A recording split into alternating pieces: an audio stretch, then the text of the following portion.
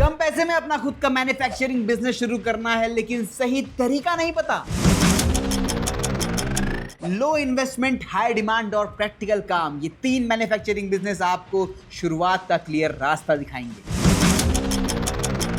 अगर आप छोटे स्तर पे काम शुरू करना चाहते हैं तो ये वीडियो पूरा देखिए, आपके बहुत काम आने वाला है। नमस्कार, मैं हूं शुभम और बॉस वाला डेली हिंदी में आप सबका स्वागत है। और अगर आप मैन्युफैक्चरिंग बिजनेस शुरू करना चाहते हैं लेकिन कंफ्यूजन है कि कहां से शुरू करें, तो इस वीडियो को हम 3 ऐसे बिजनेस के डिटेल्स में समझेंगे। पहला है अगरबत्ती मैन्युफैक्चरिंग, दूसरा है फिनाइल और क्लीनिंग लिक्विड मेकिंग और तीसरा है पेपर प्लेट। ये जो कुछ काम है 3, इस पर हम समझेंगे। साथ ही हम बात करेंगे setup, licence, raw material, machine marketing और चुनौतियों की, जिनके लिए आपको पहले से तैयार रहना बहुत जरूरी है। ये सब बातें होगी, डिटेल में होगी, आज शुभम के साथ होगी। लेकिन उसके पहले अगर आपने शुभम का बॉस वाला डेली हिंदी सब्सक्राइब नहीं किया है तो पहले आप उस लाल बटन को दबाइए, आप बेल आइकन को प्रेस कीजिए ताकि शुभम का आने वाला वीडियो आप मिस ना कर सके।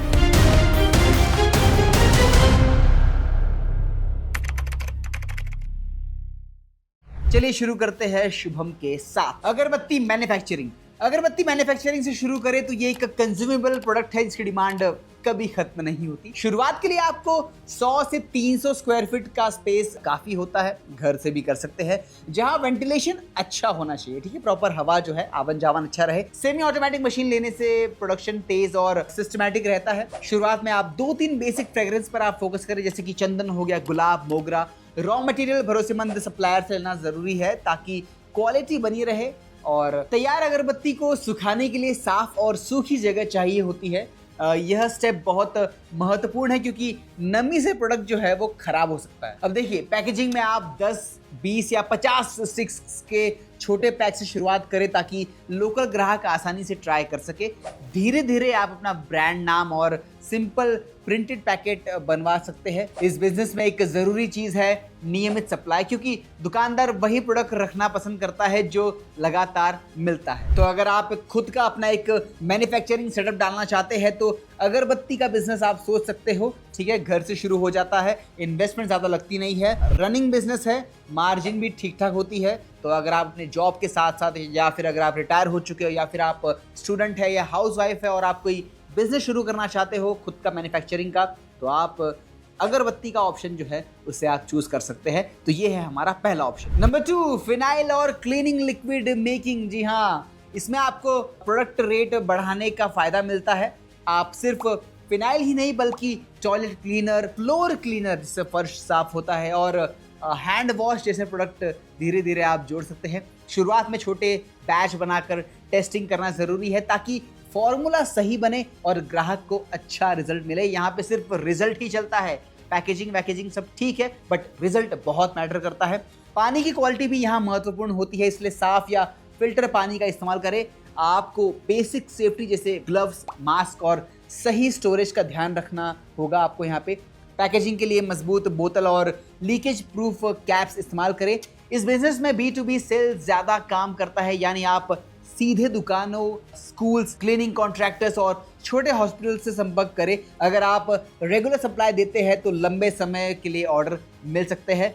देखिए, इस बिजनेस में सीधी बात है, कस्टमर का भरोसा आपको जीतना है तो वो क्वालिटी आपको बहुत अच्छी देनी है। अगर आपका प्रोडक्ट उसे पसंद आ गया तो वो बड़े ब्रांड्स को छोड़ के आपका प्रोडक्ट खरीद सकता है। और इसमें आप एक काम कर सकते हैं, आप सोशल मीडिया का इस्तेमाल कर सकते हैं। आप जो भी आप प्रोडक्ट बना रहे हैं उसके प्रॉपर वीडियोस बना के आप इंस्टाग्राम, फेसबुक, व्हाट्सएप पे डाल सकते हो, यूट्यूब पे डाल सकते हो, ताकि लोगों को पता चले कि आप बना कैसे रहे हो, जो प्रोडक्ट को यूज कर रहे हैं उसे आप प्रिपेयर कैसे कर रहे हैं। इससे ट्रस्ट बढ़ेगा, तो आपको भरोसा जीतना है लोगों का। जैसे हर्षद मेहता कहते हैं कि the most expensive thing is trust, तो आपको ट्रस्ट कमाना है लोगों का, ठीक है। Cheap people can't afford it. तो सेकंड बिजनेस जो है हमारा ये क्लीनर का है, आप इस पर फोकस कीजिए। अच्छा मार्जिन होता है इसमें, रनेबल बिजनेस है, रेगुलर इसमें खपत होती है प्रोडक्ट की, और आप इससे एक अच्छा अपना बिजनेस मॉडल सेटअप बना सकते हैं। नंबर 3, पेपर प्लेट और दोना मेकिंग मशीन। पेपर प्लेट या दोना मेकिंग में मशीन का सही चुनाव बहुत जरूरी होता है। मैनुअल इसमें आता है, सेमी ऑटोमेटिक होता है और फुल्ली ऑटोमेटिक मशीन्स भी ऑप्शंस होते हैं इसमें। शुरुआत में आप सेमी ऑटोमेटिक बेस्ड जो रहता है वो ऑप्शन चुन सकते हैं। आपको अलग अलग साइज की डाई की जरूरत होती है इसमें, डाई जो कहते हैं डाई की जरूरत होती है इसमें, ताकि अलग अलग साइज के आप प्लेट बना सके। रॉ मटेरियल की क्वालिटी सीधे आपके प्रोडक्ट की मजबूती तय करती है। जी हाँ, रॉ मटेरियल बहुत इंपॉर्टेंट है, इसलिए पतला पेपर लेने से बचे। इस बिजनेस में प्रोडक्शन के साथ स्टोरेज भी जरूरी है, क्योंकि तैयार प्लेट्स को सूखी और साफ जगह पर रखना होता है ताकि वो खराब ना हो जाए। मार्केटिंग के लिए आप लोकल क्रिएटर्स, ढाबे, जूस शॉप्स, मिठाई की दुकानें और इवेंट ऑर्गेनाइजर्स से आप सीधे संपर्क करें। कई बार बल्क ऑर्डर अचानक आ जाते हैं। जी हाँ, मतलब जो मेहनत करता है, लक्ष्मी जी चंदन लगाने आती है उसको, इसलिए आप थोड़ा स्टॉक हमेशा तैयार रखना आप, क्योंकि कभी बल्क में ऑर्डर आ गया आपकी मेहनत देखकर तो आप ऑर्डर पूरा कर पाए, बहुत ज़रूरी है। तो ये जो बिज़नेस है, ये जो काम है दोना और कप प्लेट सब बनाने का, ये बहुत ही अच्छा बिजनेस है, रनेबल है, क्योंकि आजकल हर कोई यूज़ एंड थ्रो में बिलीव करता है। तो अगर आप इस बिजनेस में घुसते हो, क्वालिटी देते हो और डिलीवरी टाइम पे देते हो, तो लोग आपसे खरीदेंगे। ठीक है, भरोसा इसमें भी आपको कस्टमर का जीतना है। ऐसा नहीं कि शुरुआत में क्वालिटी आपने अच्छी रखी, बाद में फिर आपने पतला पेपर यूज़ किया, नहीं। क्वालिटी आपको कभी भी गिरानी नहीं है। रेट कम ज़्यादा हो सकते हैं, लेकिन क्वालिटी कभी भी कम ज़्यादा नहीं हो सकती। तो आपको इस बिजनेस पे ध्यान देना चाहिए। ये तीसरा बिजनेस जो अपना ऑप्शन है काफ़ी बेहतरीन है, और मेरे पहचान में काफ़ी सारे जो लोग हैं, मेरे रिलेटिव्स एंड ऑल, वो इस बिजनेस में हैं, they are making decent money. अब दोस्तों, अगर सेटअप और लीगल प्रोसेस की बात करें तो सबसे पहले आपको अपने बिजनेस का नाम और बेसिक रजिस्ट्रेशन कराना ज़रूरी है, जैसे उद्यम रजिस्ट्रेशन, जिससे आपको MSME के फायदे मिलते हैं। एक करंट अकाउंट खोलना ज़रूरी होता है ताकि बिजनेस ट्रांजेक्शन अलग से हो सके, ना सेविंग्स में आप इसे ना कीजिए, बिजनेस जरूरी है। अगर आप ब्रांड नाम से बेच रहे हैं तो ट्रेडमार्क रजिस्ट्रेशन करवाना आगे चलकर फायदेमंद रहता है। क्लीनिंग प्रोडक्ट्स के लिए आपको लेबल पर सही जानकारी देना जरूरी होता है, जैसे कि मैन्युफैक्चरिंग डेट, इंग्रेडिएंट्स क्या क्या यूज कर रहे हैं आप, users instruction, how to use, how to not. कुछ राज्यों में लोकल नगर निगम या प्रदूषण नियंत्रण बोर्ड से बेसिक अनुमति जरूरी होती है, इसलिए आपको हर लेवल पे जांच करनी है और हर रिक्वायरमेंट्स पूरी करनी है जो भी आपके बिजनेस में जरूरी है। सप्लाई चेन बनाना भी उतना ही जरूरी है जितना प्रोडक्शन। आपको 2-3 भरोसेमंद रॉ मटेरियल सप्लायर्स रखने चाहिए ताकि किसी एक पर निर्भरता ना रहे। साथ ही ट्रेडमार्क का छोटा सेटअप या लोकल डिलीवरी अरेंजमेंट रखना फायदेमंद है, ताकि आप समय पर ऑर्डर पूरा कर सके। शुरुआत में खुद जाकर मार्केट समझना बहुत जरूरी है, इससे आपको ग्राहक की जरूरत और प्राइसिंग का अंदाजा मिलता है। अब चलिए बात करते हैं यह बिजनेस कौन कर सकता है। अगर आप स्टूडेंट है और पार्ट टाइम कुछ करना चाहते हैं, या आप हाउसवाइफ है और घर से ही काम करना चाहती है, या फिर कोई ऐसी व्यक्ति जो जॉब के साथ साइड इनकम बनाना चाहती है, मतलब अगर उसकी इच्छा है, तो ये तीनों बिजनेस आपके लिए एक अच्छा ऑप्शन, अच्छा विकल्प हो सकता है।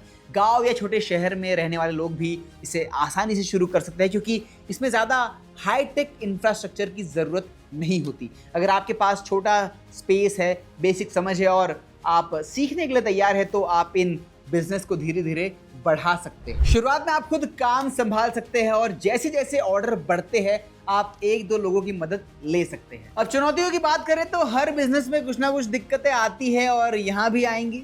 सबसे बड़ी चुनौती होती है मार्केट में पहले से मौजूद कंपटीशन, क्योंकि इन प्रोडक्ट्स पे कई लोकल और बड़े ब्रांड्स पहले से ही काम कर रहे होते हैं। आपको अपनी क्वालिटी, प्राइस और भरोसे के दम पर ही जगह बनानी होगी। दूसरी चुनौती होती है कंसिस्टेंसी, यानी हर बार एक जैसी क्वालिटी देना, क्योंकि एक बार ग्राहक को खराब प्रोडक्ट मिला तो वह वापस नहीं आएगा। तीसरी चुनौती है रॉ मटेरियल की कीमत में बदलाव, जिससे आपकी कॉस्ट प्रभावित हो सकती है, इसलिए आपको सही सप्लायर और बैकअप ऑप्शन रखना जरूरी है। चौथी चीज है क्रेडिट पर बिक्री। कई दुकानदार तुरंत पेमेंट नहीं करते, जिससे कैश फ्लो जो है वो मैनेज करना थोड़ा सा मुश्किल हो सकता है, पर आपको इस पे भी ध्यान देना है। इसके अलावा समय पर डिलीवरी और ऑर्डर मैनेजमेंट भी बहुत महत्वपूर्ण होता है, क्योंकि लेट सप्लाई से आपका भरोसा कम हो सकता है। अब अंत में सबसे जरूरी बात, अगर आप सिर्फ सोचते रहेंगे और परफेक्ट मौके का इंतजार करेंगे तो शुरुआत कभी नहीं हो पाएगी। छोटा शुरू करें, सही तरीके से सीखिए, लगातार सुधार करते रहे और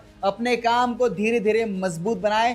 यही तरीका है जिससे एक छोटा मैन्युफैक्चरिंग बिजनेस समय के साथ एक भरोसेमंद और टिकाऊ काम बन सकता है। आई एम श्योर आपके मन में काफ़ी सारे सवाल आए होंगे। अभी हम इस वीडियो के अंत में पहुंच चुके हैं। 3 बिजनेस पर हमने बात की। इन तीनों में से किस बिजनेस पर मैं डिटेल में वीडियो बनाऊं, इस पर आपको जानकारी चाहिए, आप एक काम कीजिए, आप कमेंट में लिख दीजिए, मैं उस पर डिटेल वीडियो ज़रूर बनाऊंगा। काफ़ी सारे सवाल आए होंगे आपके मन में कि हम कैसे कर सकते हैं, चैलेंजेस एंड ऑल एवरीथिंग, जो भी कुछ नए सवाल आपके मन में आ रहे होंगे। आप एक काम कीजिए, आप कुछ सजेशन देना चाहते हैं, आप कमेंट्स बॉक्स में भर दीजिए, बॉस वाला की टीम और मैं आपके सारे सवालों का जवाब दूंगा, आपके सारे कमेंट्स का रिप्लाई दूंगा। और आपको आने वाला वीडियो किस टॉपिक पर चाहिए, ये भी आप मुझे कमेंट्स में बता सकते हो। आप कमेंट्स को अपने प्यार से और सजेशन से भर दीजिए। फिलहाल अगर आपने अभी तक बॉस वाला डेली हिंदी को सब्सक्राइब नहीं किया तो प्लीज़ उस लाल बटन को दबा दीजिए, और अभी तक आपने बेल आइकन प्रेस नहीं किया उसको भी आप दबा दीजिए, ताकि शुभम का आने वाला वीडियो आप मिस ना कर सकें। अब मिलेंगे अगले वीडियो में, till then keep watching boss वाला डेली हिंदी। ब्रांड पार्टनरशिप्स और एडवर्टाइजिंग इंक्वायरीज के लिए ईमेल कीजिए brand@bosswala.com या व्हाट्सएप कीजिए 9108014192 पर। बॉस वाला, बी द बॉस।